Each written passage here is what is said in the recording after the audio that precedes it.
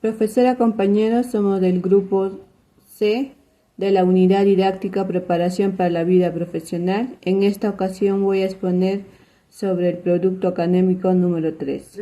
En este informe vamos a realizar un análisis jurídico de los 3 casos que se ha elegido en el grupo. El primer caso se trata sobre el ex gobernador regional de Apurímac, Elías Segovia Ruiz, acusado del delito de negociación incompatible, falsedad genérica y falsedad ideológica. El segundo caso es el abuso sexual en menores de edad.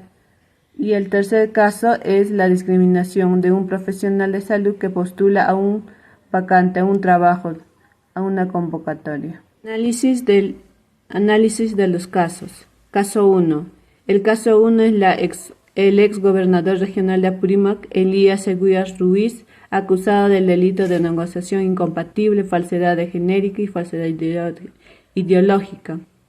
El ex gobernador y sus 12 funcionarios más han sido acusados por malversación de fondos ante la simulación de la construcción del aeropuerto de Abancay, lo cual no solo se tiene en presupuesto, también desvían los fondos de otros proyectos. Uno de los proyectos es el hospital de Andahuaylas, por un monto de ascendiente de más de 1 millón de soles. Los acusados simulan un proceso de contratación para la ejecución del expediente técnico, pero este servicio se ha realizado 3 meses atrás. Hacían unas simulaciones que estaban ejecutando proyectos y lo malversaban, ¿no? Nunca lo realizaban, ningún proyecto que supuestamente, entre comillas, estaba realizándose. Nunca se hizo, solamente en documentos decía un proyecto y su monto, todo, pero nunca lo han realizado, ningún proyecto. El segundo caso es sobre el abuso sexual en menores de edad. El Poder Judicial del Perú en el año 2021, el delito de abuso sexual comprende el bien jurídico protegido, la libertad sexual. Entonces se entiende por la libertad sexual la capacidad legal de una persona para autodeterminarse en su sexualidad, por el que el Código Penal castiga los actos que atente el ejercicio de este derecho.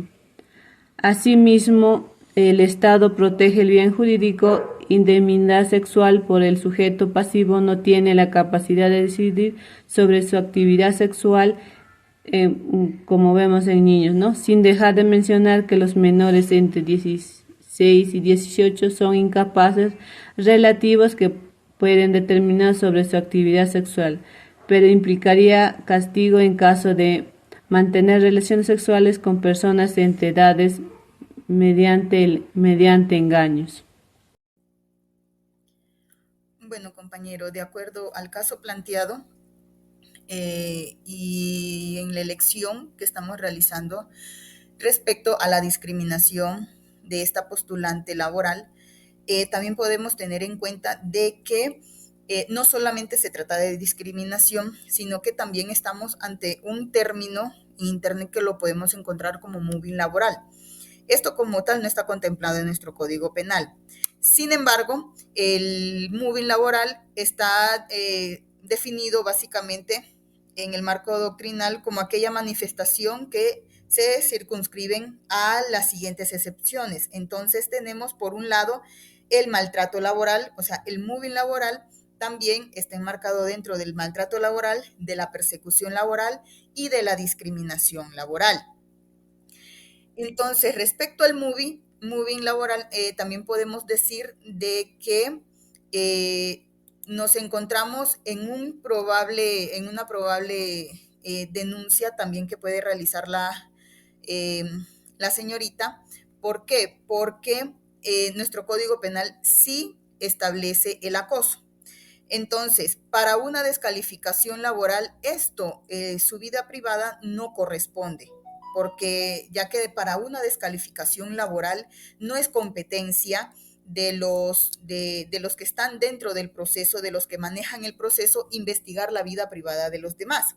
La vida privada es así, o sea, no, las redes sociales es una forma de compartir.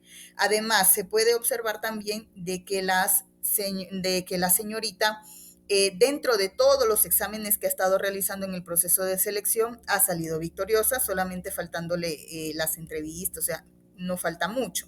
Entonces, las razones para una descalificación laboral debe ser, o sea, el abandono voluntario. Tenemos, por ejemplo, una información que se trata del abandono voluntario de su último empleador sin causa justificable, por mala conducta, por conductas de rehusarse a solicitar o a aceptar un trabajo compatible con lo que están realizando, por falta de habilidad, o por no reportarse como debería hacerlo en su lugar de trabajo, o asistir en el momento que no, o sea, o no asistir cuando les corresponde, ¿no?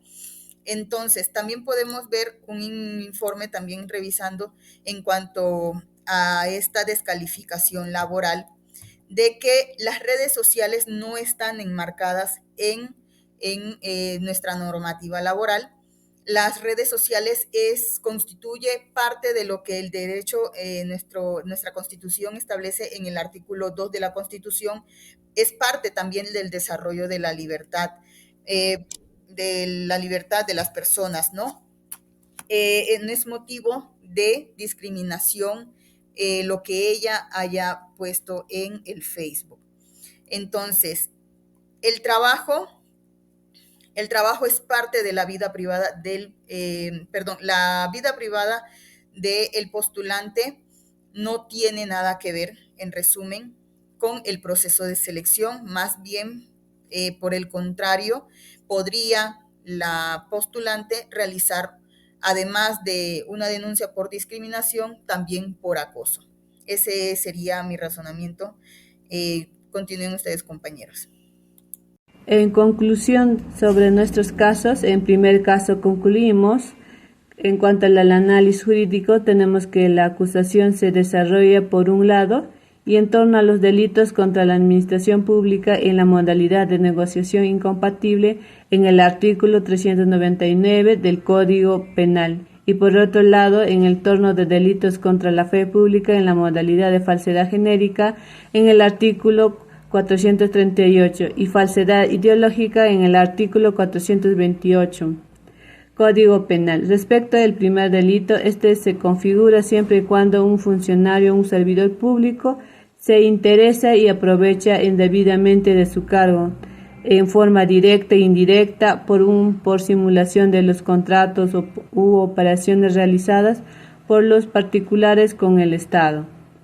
En el caso 2, podemos concluir que el Estado protege el bien jurídico, la indemnidad sexual, porque el sujeto pasivo no tiene la capacidad de decidir sobre su actividad sexual, sin dejar de mencionar que los menores entre 17 y 18 años son incapaces relativos que pueden determinar sobre su actividad sexual, pero implica castigo en caso de mantener relaciones sexuales con menores entre estas edades mediante el engaño.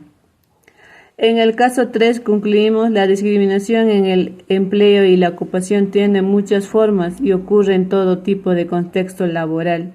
Implica un trato diferente a causa de ciertas características como raza, color, sexo y genera un deterioro en la igualdad de oportunidades y trato, lo cual produce y fortalece las desigualdades, limita la libertad del personal que desarrolla capacidades y que escoger y realizar al respecto profesional competente no pueden ser desarrolladas, no hay gratificaciones por el trabajo y se genera un sentido de humillación, frustración e impotencia. Gracias por la atención prestada.